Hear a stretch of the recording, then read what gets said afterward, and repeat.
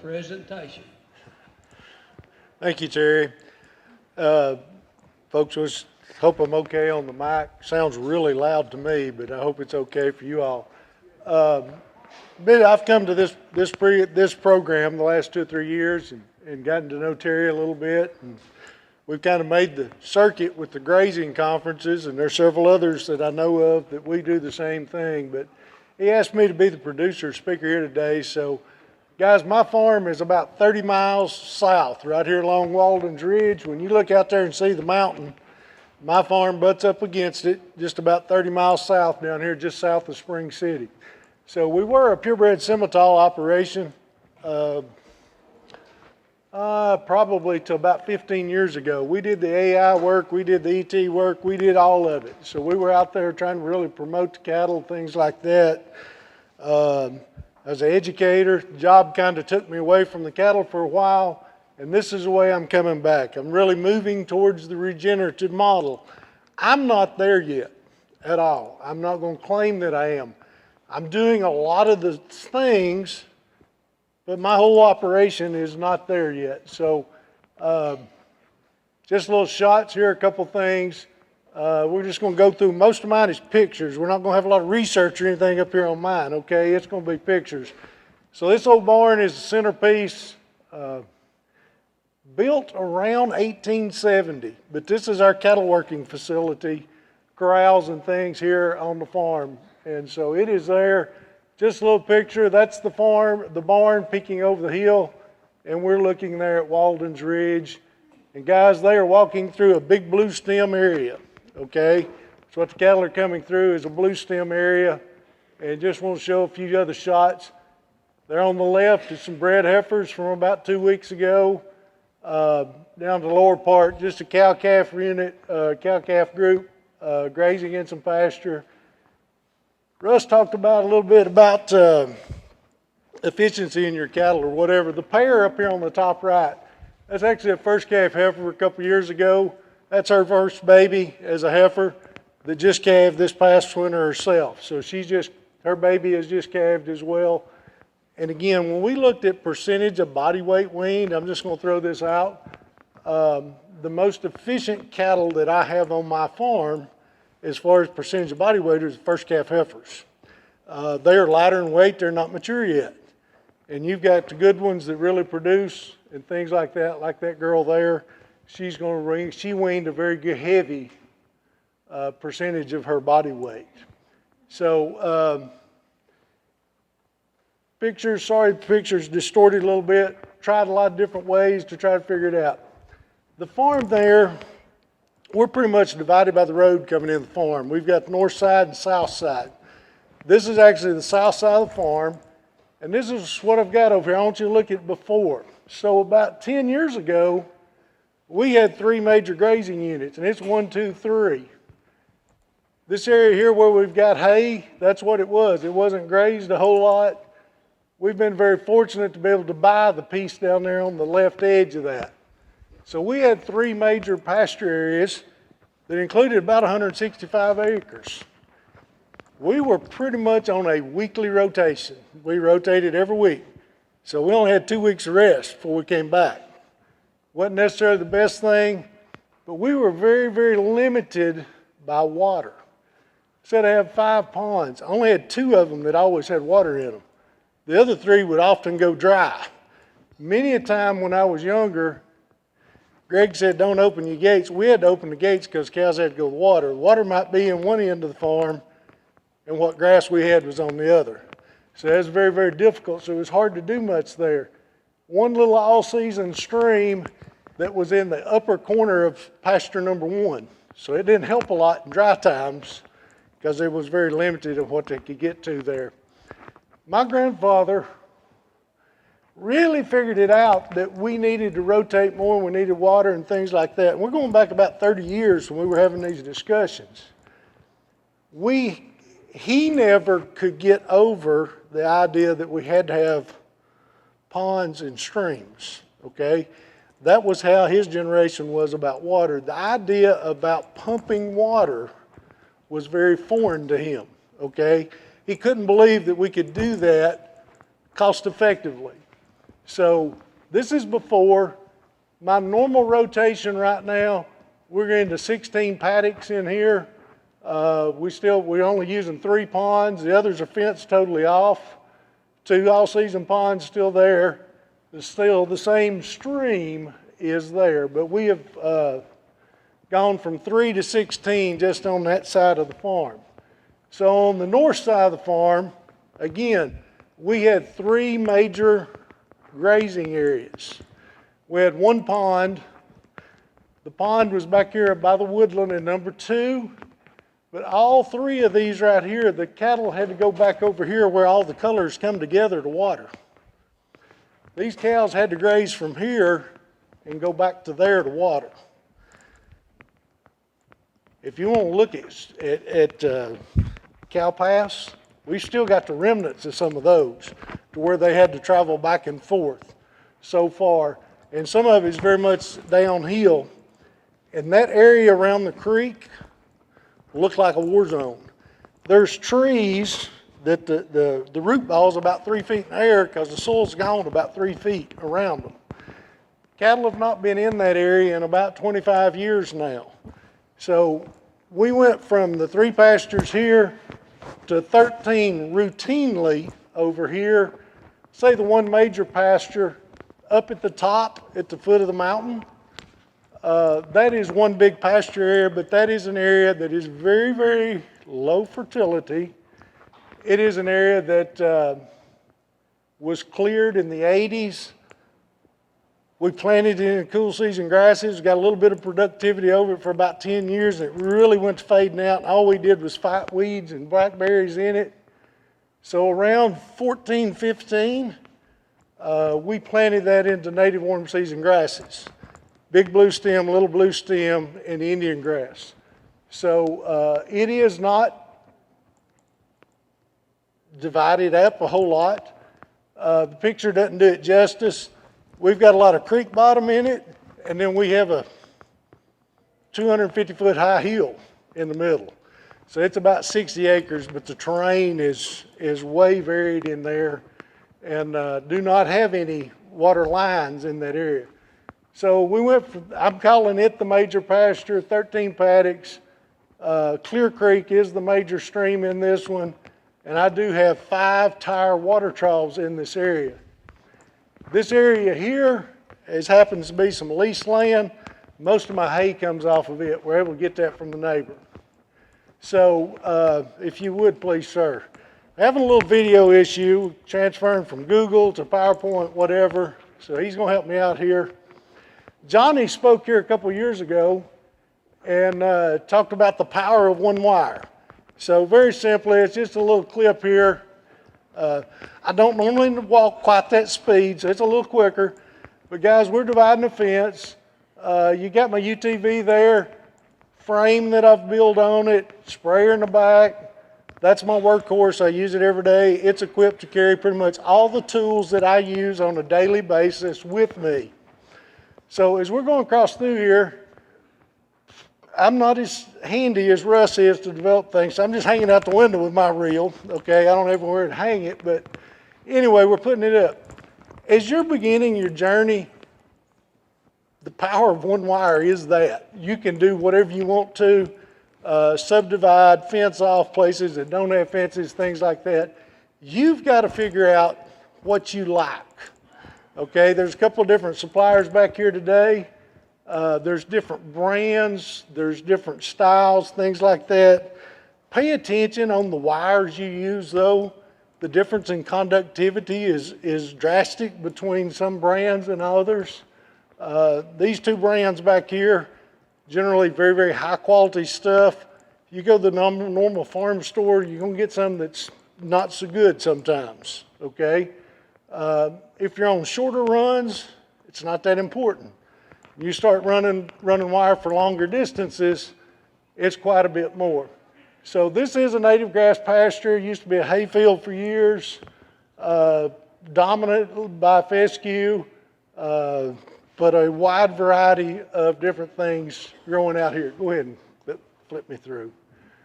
So don't be afraid to use that 1 wire fence. It is very effective for cattle. I don't have any other species. I know it's a little bit more challenge when you're talking about sheep and goats. With cattle, it's a different matter. A couple of the other speakers have kind of talked on this, but this was something I think I saw it at the regenerative conference last fall. We kind of copied it there from it. When we're talking about rest and recovery from our plants, just think about it, guys. Even if we go to 4 paddocks here in the middle, 75% of the time that plant's getting to rest. So it's getting to rest and grow. Now if we get over here to adaptive, we're basically only grazing it 5% of the time, okay? So he gets grazing the rest of the time. And the illustrations of the soil life is where it's at. Our roots are deeper, they're more resilient, there's a lot more variety going on there, but it's also supporting a lot of other life. Pay attention to what you're seeing out there in your fields. Pay attention to the insects, the birds, all of those type of things. Thought this was a very powerful slide. I wanted to include it. So, sorry, got you back up again. This is just an illustration of moving time. I know I've got some friends, when we talk about, well, I move my cows, well, I don't want to move my cows that often. It takes too long. No, it doesn't take too long. And we're just going to show you a little. I don't have access to this one. Okay, well, let's just clip it on over. Go on to slides for me. Sorry about that.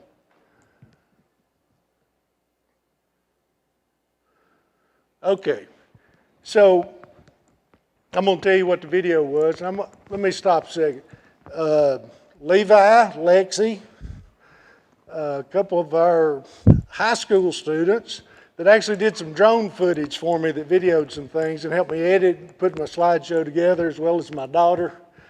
So this group of animals, which was about 135 cows, there were about 50 calves with them at the time, took about 3 minutes to move them. I'm drive down there with that side-by-side. They're used to the side-by-side. When the side-by-side goes to the field, they think it's time to move, whether it is or not, okay? When I go to the field with the four-wheeler, they think they're going to the barn. There's a difference. They come to the side-by-side, they go away from the four-wheeler most of the time, okay? They've got that part figured out. But it took about 3 minutes to open a gate, toot the horn a couple of times, the whole cow herd moves through. Russ, what about my birds? Well, I'll tell you something. These dudes show up in the summertime, phenomenal. They help with the fly control so much. They eat so many flies and other insects. The only bad thing about the egrets is they fly back south early. Okay, so they fly back and the face flies will explode on me for that last month, 6 weeks of warm weather. We're moving into this field. As you can see, it's not a manicured pasture, okay? There is a tremendous amount of variety in there. We're looking at a July situation probably. We've got fescue, we've got orchard grass, we've got crabgrass, we've got Dallas grass, and who knows what else. And we probably got some sweet vernal grass and some purple top and some other things too. And you see the ironweed and some milkweed and whatever. There is, I'm going to skip on through our videos as they come up in here. Again, I apologize, we're having a little difficulty here. But guys, you can look at the next pasture across the gate over here on the top. Again, the weeds and things are there. It's not the cleanest, okay, but it's productive. And there's a lot of those weeds that them cows take some bites out of them, okay? Greg made a comment, somebody did. Greg said something about a picture about ragweed being down there. My cows will strip giant ragweed. If you turn them in some that's 7, 8 foot tall, they'll take every leaf off of it, just about leave nothing but the stem. So again, just moving time, a picture of my birds, do really like them. They also show up spring of the year when I'm cutting hay. They love to follow the disc mower, okay, because they really feed on the insects in the hay fields as well. Wasn't really thinking about that, but after this morning, we were talking about disc mower heights.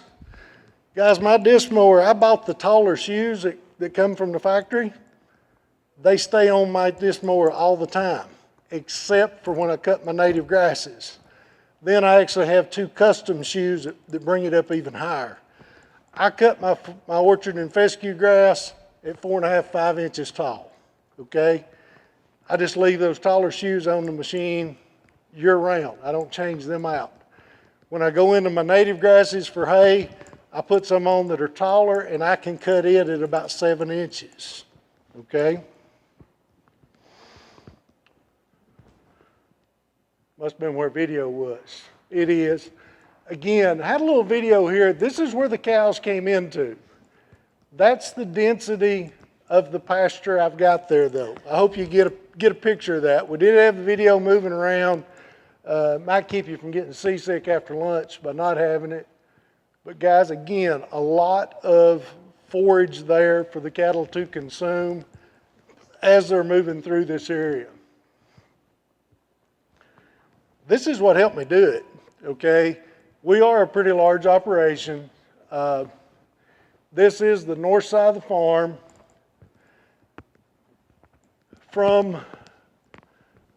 the little square right here, which is a pump station. That's where my pump house is located for a well. I pump all the water off to the right from it. All right, through it, there's a little over a mile of pipeline, 5,450 feet. Goes to 5 excavator tires out there. It's been in place for about 20 plus years now. We put that in a long time ago. Greg actually helped us site the tires way back when. I don't even know if he remembers that or not. But they are out there in it. And then the other part of it here, another 5,000 feet, pump house is over in here, and that actually supplies the houses. But there are 5 2-hole Ritchie troughs on it. Most of it's smaller lots that I either use for individual animals or small groups in the interior of the farm, close to the barn. And then on the north side of the farm, we have this system now. Most of this, or the trough system, was put out about around 2000. So it's been about 24 years it was installed now. The other side, after the drought of 14, through NRCS, I got another cost share program, and we put in this on the south end of the farm, and then some of this was tied into some of the property we were able to buy. We have about almost two miles of water line here, pump station coming out of a spring over here, and I do have 1 tire trough that is gravity fed out of a pond that we had put in. So I guess I still have my granddad's thought pattern stuck in my head. I paid to build this pond, and in hindsight, man, I could have buried a lot of pipeline for what it cost to build a pond, okay? And I could have put water where I wanted. This system has both. It has the tire troughs and the Ritchie troughs. The other side of the farm where the cow herd goes, I don't have anything but the tires. Go to wean a calf, they've never drank out of a Ritchie trough. They used to not, okay? So that kind of, we had to take the balls out and things like that where the calves could find the water easier. So that's just a little tidbit on the type of troughs. You might want to mix and match a little bit in your area. This is a new install. This is a 4-hole unit that was actually put in this winter. Cows have already been here, as you can see. Got another picture of it here. I'll show you in just a second. There's one of my tires. When I put tires in, we were kind of winging it. So you can see how my tire installation kind of evolved as we went forward. There is an algae issue with them. We struggle with controlling algae in them. I've got the 18-inch tile in the center. All of my piping and plumbing and the float valve is in there. So the cattle can't hardly reach it. And if you will notice, this is one of their older tires because we'd figured this out a little bit by now. So there's holes around the tile for the water to come out. Those holes are at a level above my float valve. So for when it does freeze, I've got 6-8 inches of water above my float valves and the water pipe that comes up in the center. We'll show you a picture a little later, and it saved my bacon this winter. As I was running the water line, we stuck these out here in different places around the farm. I've got freeze-proof hydrants at a couple of barns. I've got them in some fence rows and things like that. You're going to put them out there with cows, you got to protect them, okay? They're going to scratch on them. They're going to mess with them. They're going to break the water lines and some other issues that might arise with them from time to time. So the one on the right, they turned the water trough on. They turned the faucet on, okay? Now I'm going to back up a little bit. So about 2 years ago, Greg comes out to the farm. He's coming to do his consulting, and he challenged me. He said, okay, the best thing you can do for your management is combine your cow herds. We generally, north side, south side, ran 2 separate herds, about 60, 70 cows each, okay? And Greg said, your management will be so much easier if you combine your cow herd. That's great, Greg, but I'm not sure I can handle it water-wise. The water system on the south side of the farm is all coming out of a spring. Not been pumping water out of it that long. I don't know for sure that it can handle the cows. I put the cows together. Every time I go down there, they're out of water. I move them back to the pond fed trough where they have water. Man, what's wrong? I'm talking to my NRCS agent. How do I do this? We got to put a water tank on the hill. We got to have some reservoir to gravity feed in the system to stabilize where I can get enough water for my cows to drink in one day out of that spring. This is what the problem was, okay? It was in a corner of the farm that I hadn't been to. I'm worried about the cows over here. They're running out of water, and way over here, they've turned the stinking hydrant on, and that's why the spring's going dry every day, okay? So we talked about some things about where you locate things. This is a Ritchie trough on the land that we bought that was put in the wrong location. It was put in the drainage. If you look at that, that's a very upland site. That water drains in through that area. I can't control it. I can keep filling it in. It just tears it up all the time.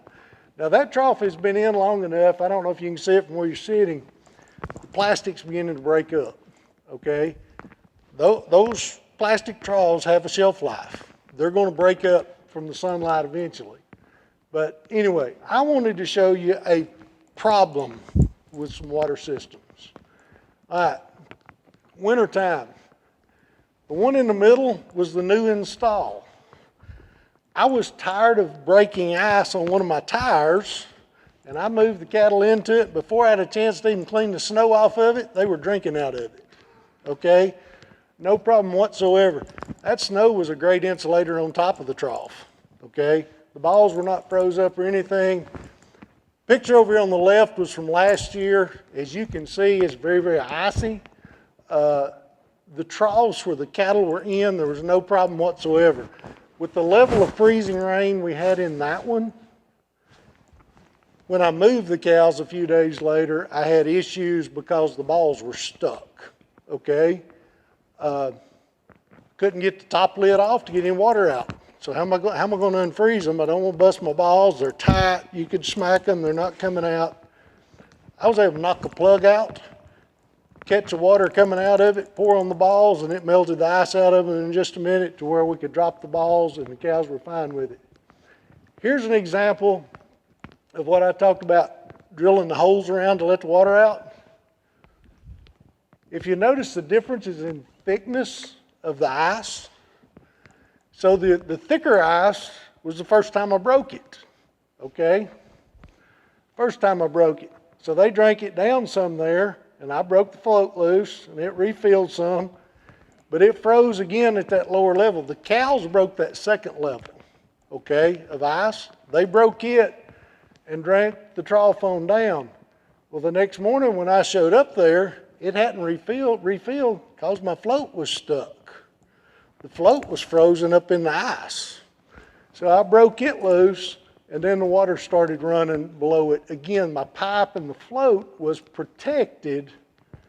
It's that float valve. Maybe I need to get some of Russ's stuff over here, but guys, we don't have those kind of freezes very often for us. Again, tire situation.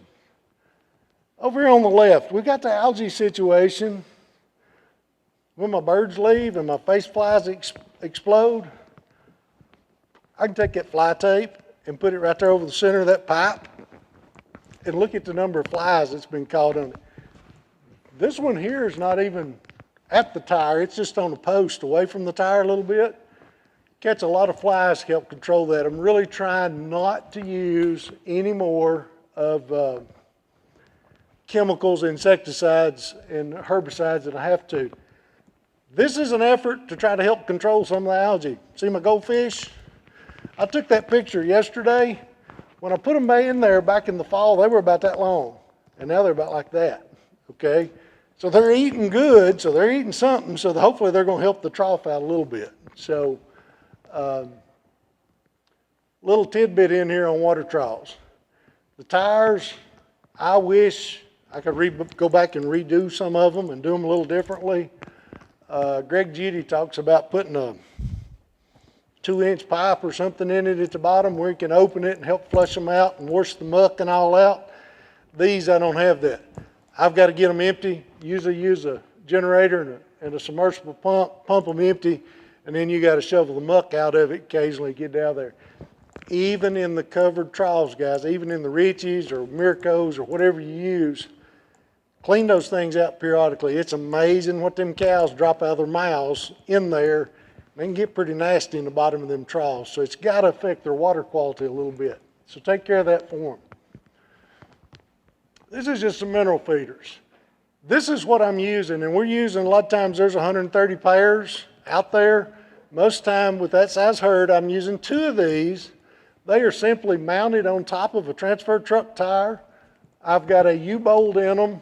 You can see it on the right side of this tire here, and I can pull them with my 4-wheeler, my side-by-side tractor, whatever I've got with me at the time, and I can move them on somewhere else.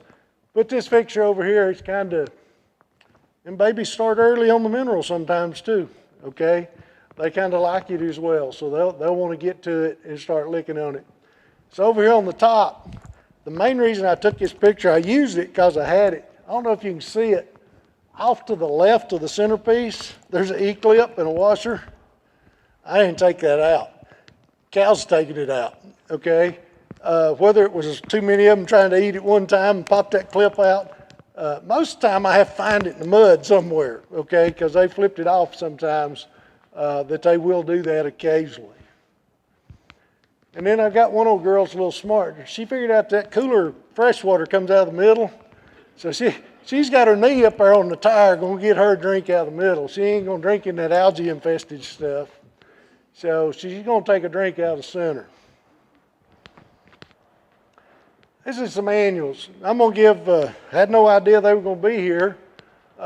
Folks, this is Crazy Ray's winter mix from Southeast Agri-Seeds. I'll leave something out, but it's got wheat, it's got triticale in it, it's got vetch, crimson clover, brassicas, daikon radishes, multiple species in it.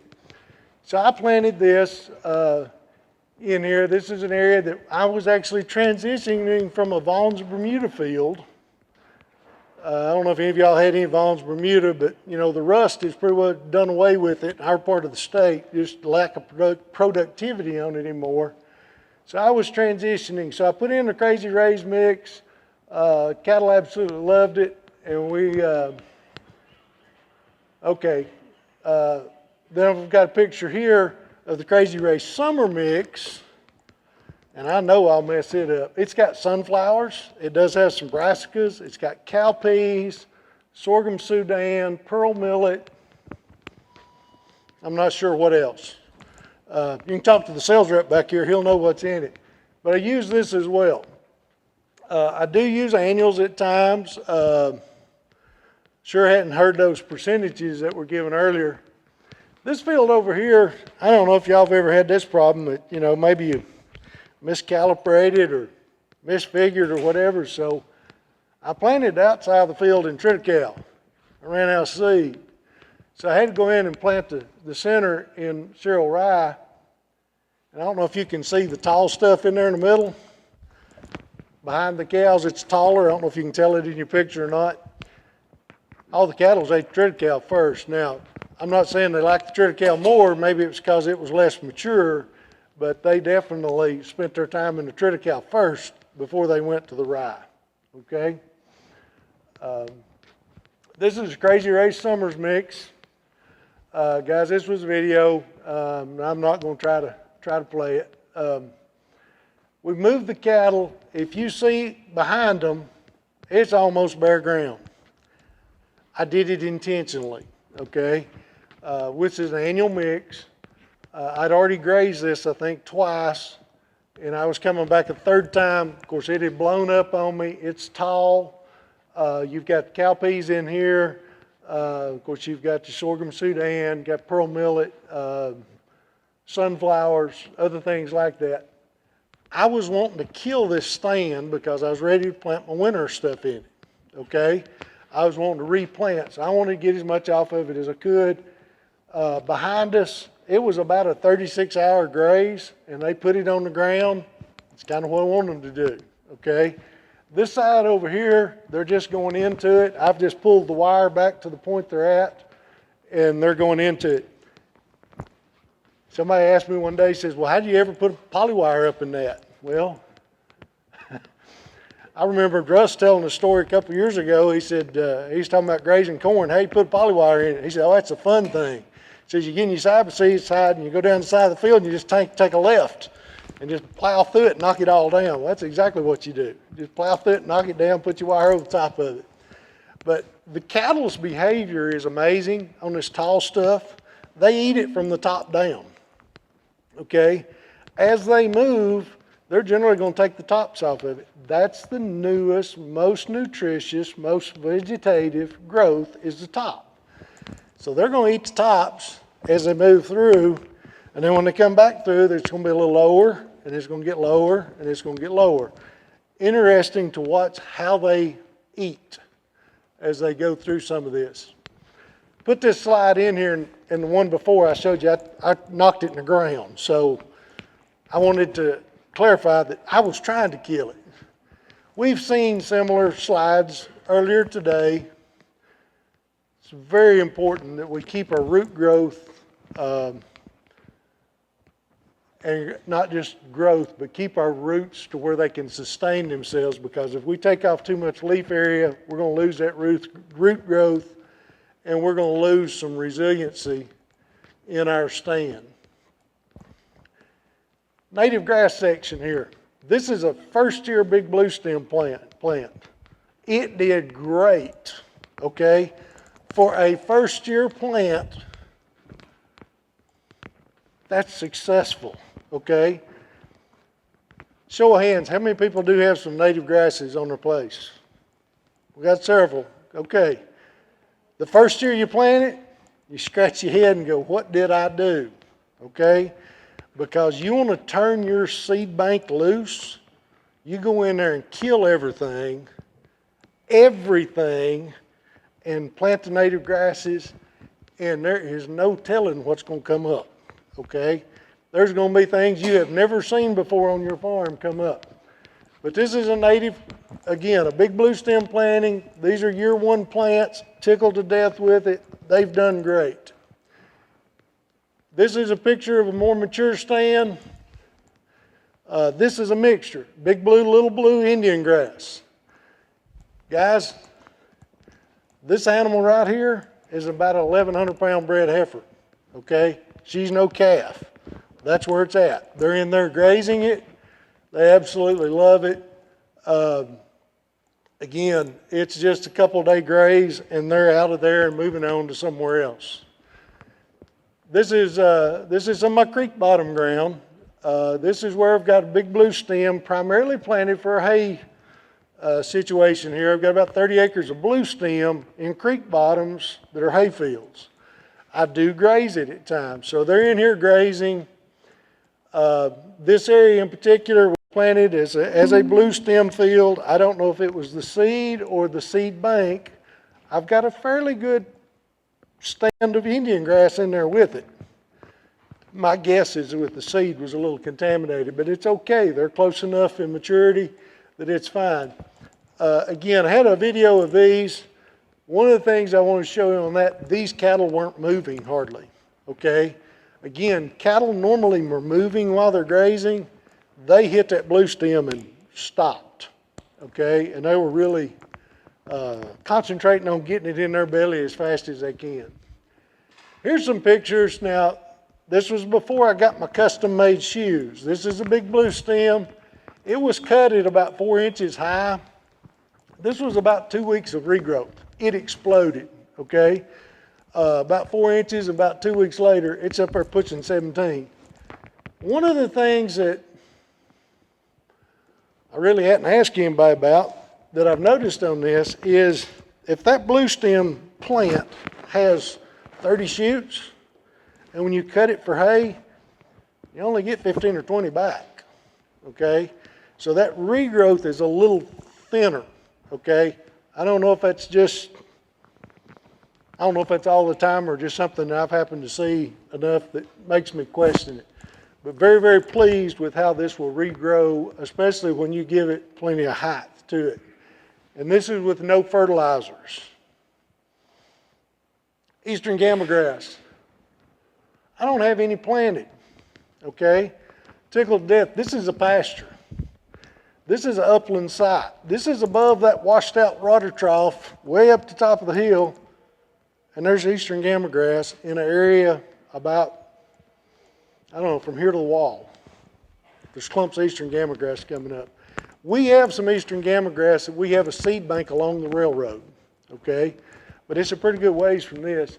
You come in the side of a road coming in the farm, we got eastern gamagrass growing on both sides. I don't have a whole lot in the fields, but I got it on both sides of the road.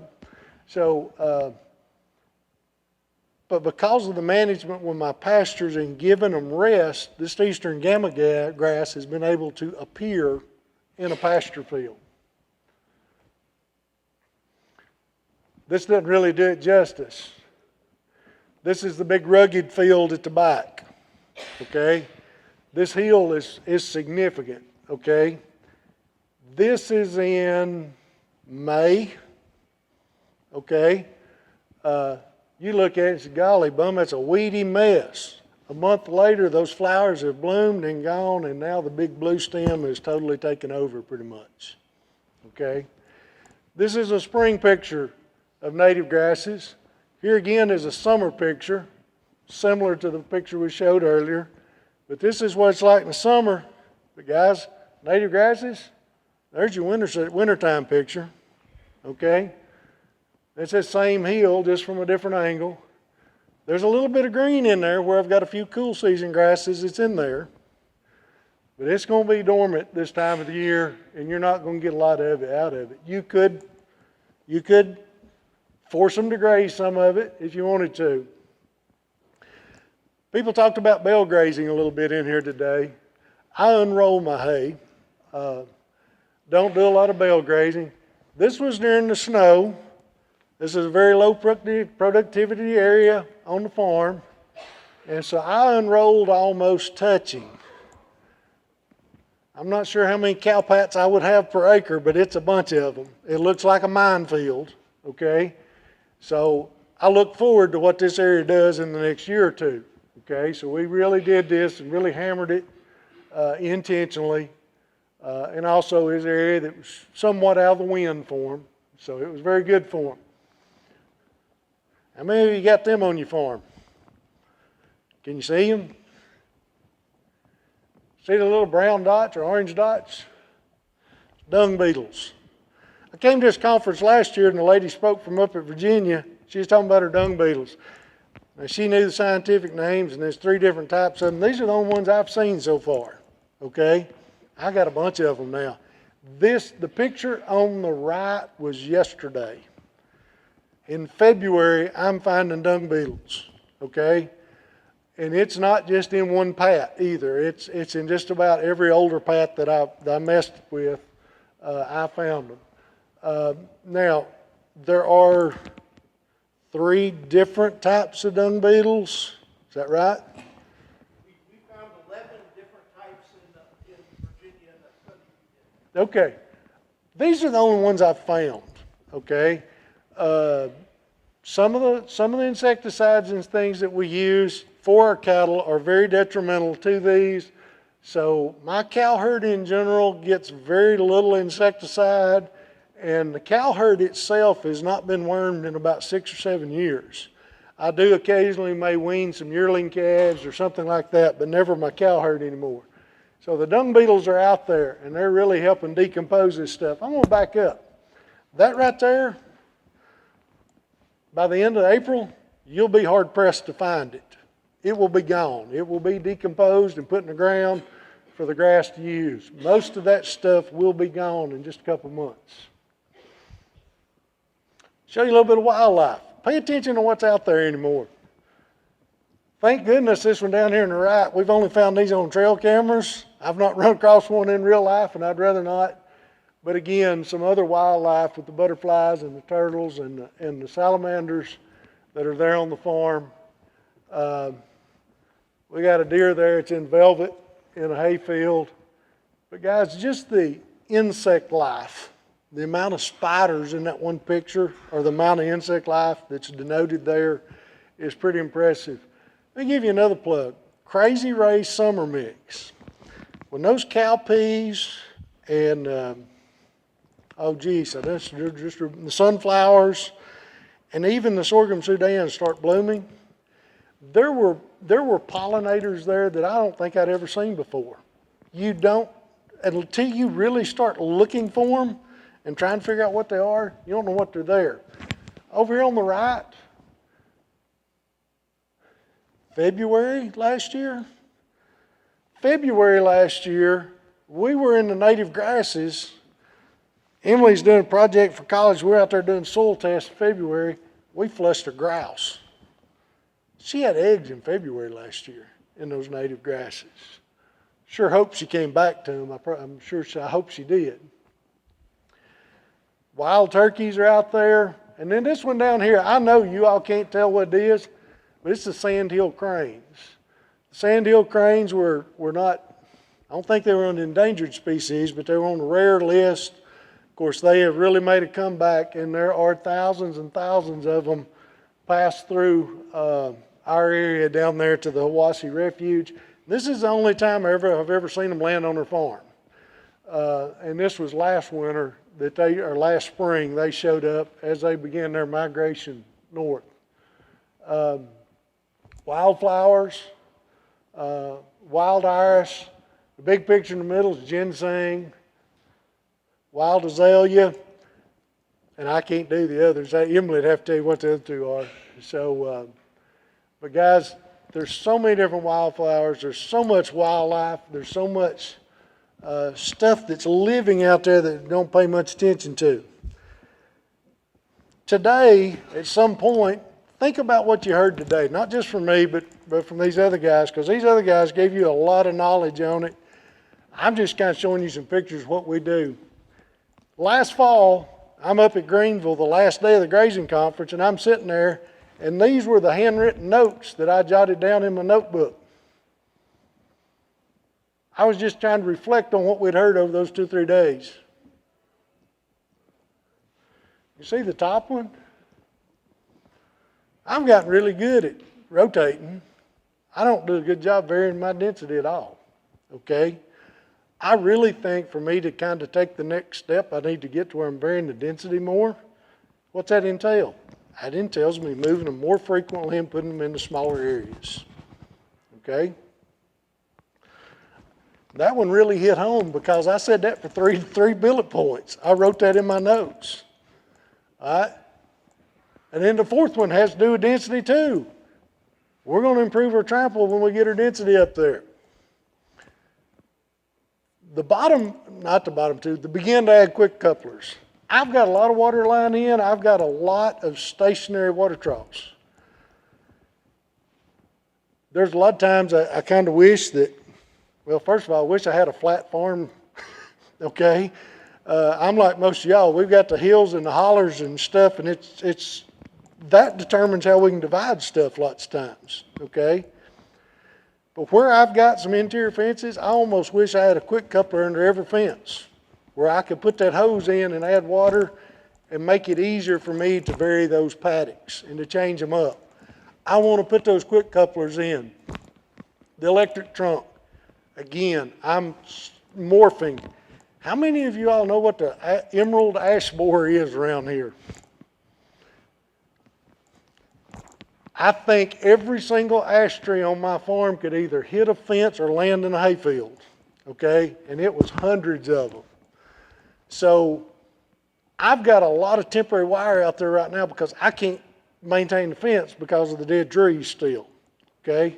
And they're so dead I'm scared to cut them anymore just because I'm scared I'm going to get hurt. But I want to get away from solar chargers. I'm very dependent on them on part of the farm and go to more powered far chargers where I got a higher powered fence. This last one, I wrote it down, but I also heard, watched a little video of Greg Judy the other day, and the guy asked him, he says, what is the biggest mistake that you see grazers do? He said, the first time they go across the field, they take too much. Sets you back for the whole year. Greg kind of mentioned that earlier today. Set you back for the first year. I had written something there very similar. Better to move them too soon than too late.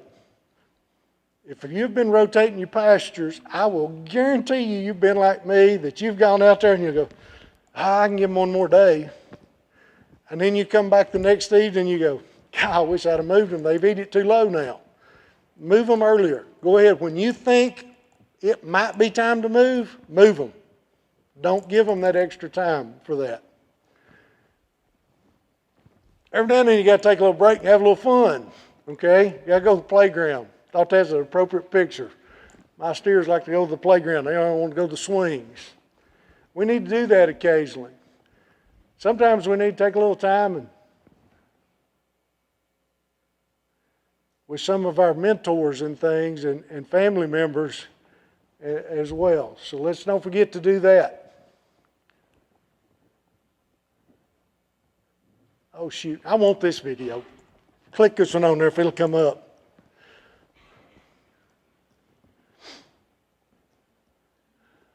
No, that's not the video. We must miss it. Can you go back one? Is it one or one forward? Okay, hang on. Wait a minute. It'll be next. All right.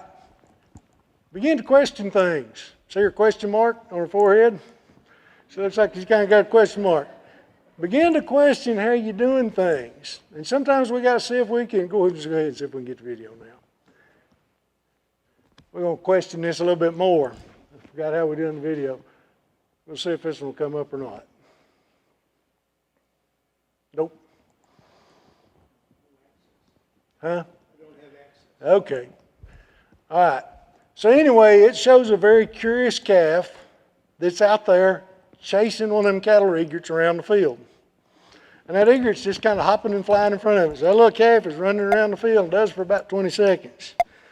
So sometimes as we're trying to get started in our grazing journey, we need to chase around that information and see if we can come up with it. All right?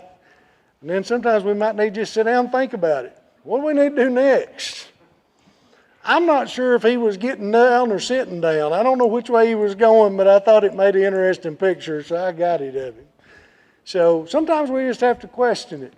And I think this next one is a picture we've probably all seen. Sometimes we got to have the courage, like that old snapping turtle, to take off across through there and to go our own way.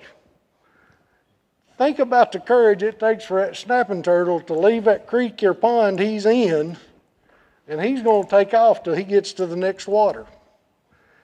Sometimes we have to do this because our neighbors think we're crazy. Okay, I'm not moving my cows that much. We're not going to do things that way.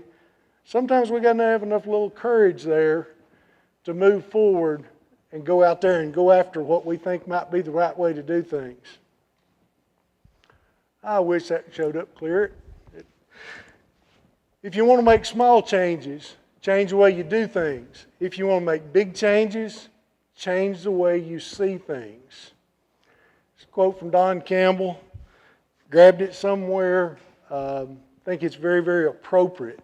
As we move forward, we have to change how we look at things. Pay attention to the wildlife. Pay attention to all the insects. Pay attention to what's going on at the ground level and below ground level with what we got. I'll share one other. Will Harris. I'm going to paraphrase this. I wish I could do it in his country drawl.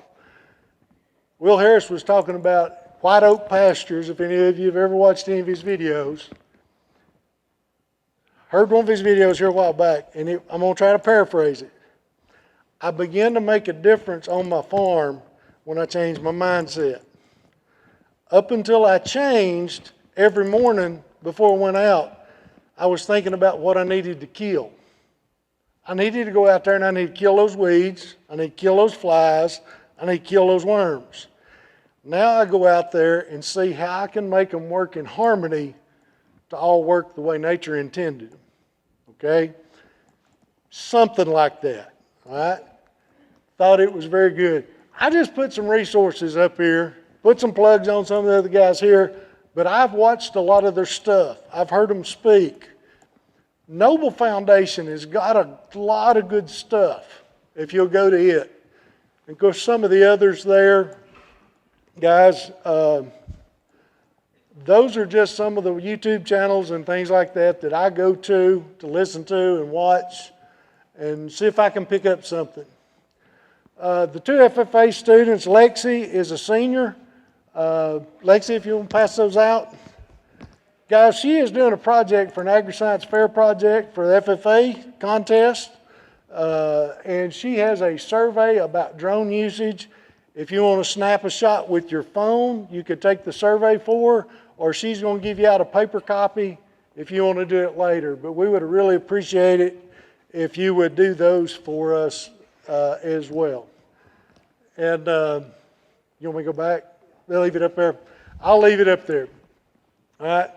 Is there any questions? Jamie?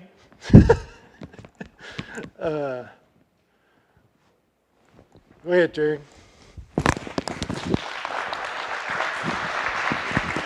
Thank you.